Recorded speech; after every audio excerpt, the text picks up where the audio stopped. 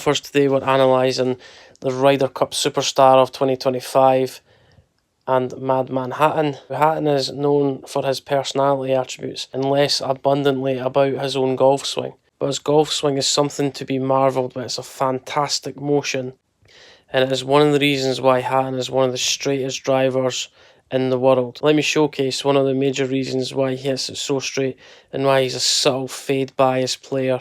All things being equal, his hands work directly straight up. Hands are very vertical. Tyrrell doesn't create a lot of hand depth. The hands would normally be favouring the heel line. His hands are at the front of his foot as opposed to the back of his foot.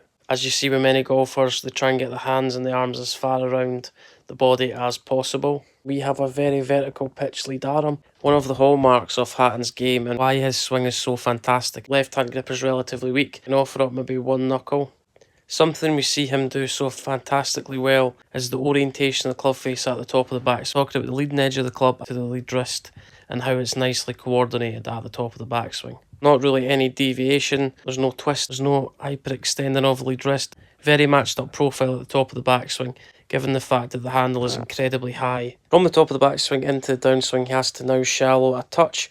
On the way down, he does that through a beautiful reconnection phase to the right arm. The right arm reconnecting to the body allows Tyrrell to shallow the golf club and puts it back into the magical plane. The shaft position matching the trail forearm. Because he has such a weak grip, it's very difficult for him to hit the ball left.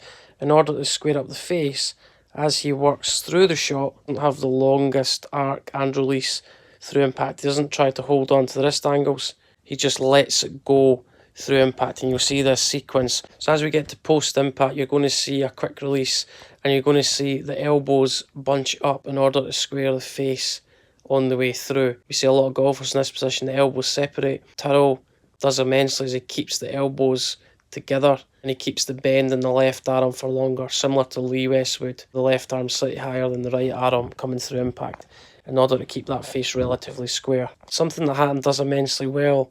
Not only does he get his hand path working up, one of the key magical moves that Tyrrell Hatton employs, watch the back of the trail arm at address and his positional return coming into the impact position, nearly identical to the setup system. The right arm returns back to where it sets off from, which allows him to control the radius of his golf swing.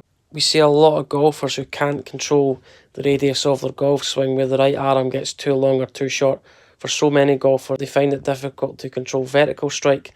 They struggle to control their low point consistently. Hatton's game is built around a weak grip, how he positions his hands on the club. He sends it straight up in the air with a weak grip, gets the club face and lead wrist to match up at the top of the backswing. In order to shallow the club coming down, the right arm reconnects. That allows the club to pitch behind him and the club shallows all the way down coming into the impact position. So the right arm reconnects. That allows the club to pitch behind him and shallows it out all the way down to a certain degree, nothing extreme.